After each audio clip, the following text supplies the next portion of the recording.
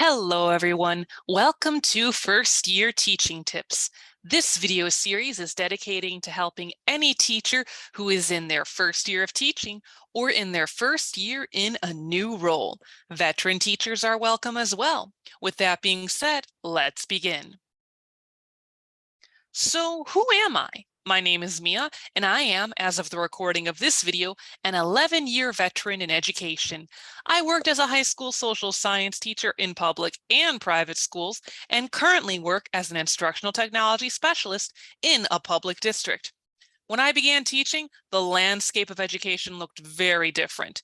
However, I have found that there are some tips, tricks, and other bits of information I wish I had known when starting my career.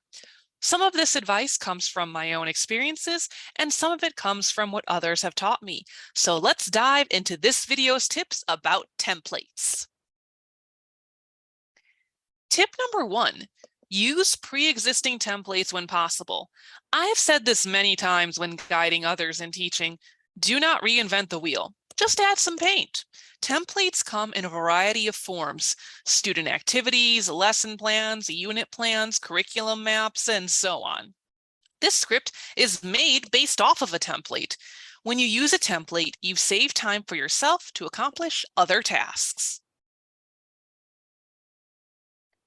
Tip number 2, where to find templates: colleagues, teacher leaders online, and social media. If you have thought of an item, there is probably a pre-existing template.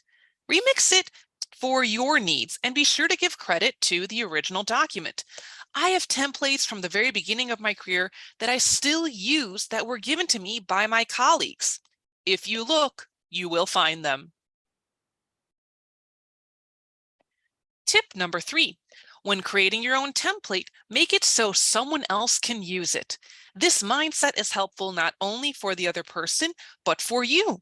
If you make a template that is clear and organized enough that someone else could use or adapt for their own needs, then you have created a template you can reuse even when it feels like your brain does not want to work.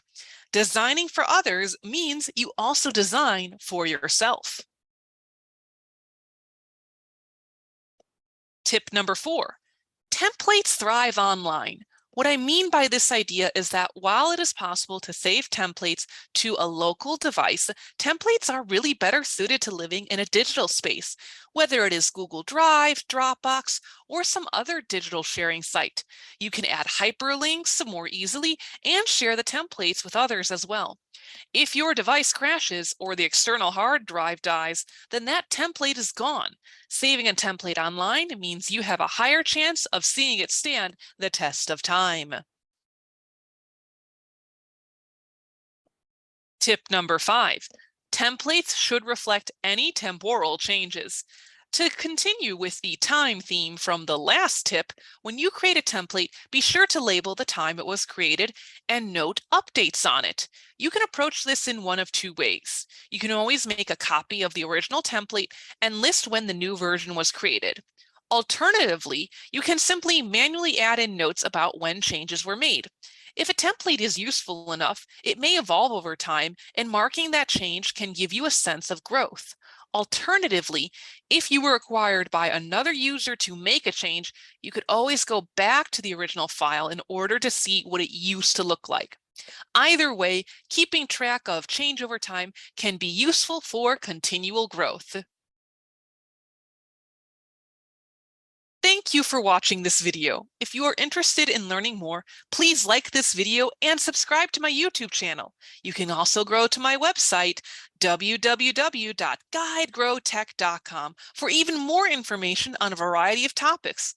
Finally, I hope this video helped you grow in your knowledge of this topic. Take care.